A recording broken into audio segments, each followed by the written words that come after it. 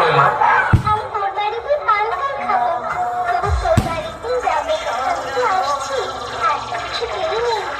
আমাকে ভক্তভাবে পুজো করবি, দেখবি তোর সব বিপদ কেটে যাবে। ঈশ্বরের উদ্দেশ্যে ধন্যবাদ ও নৈবেদ্য রেখে এই গান শুরু করতে চলেছে পূর্ব বরবেদিয়া অগ্রদূত সংঘ।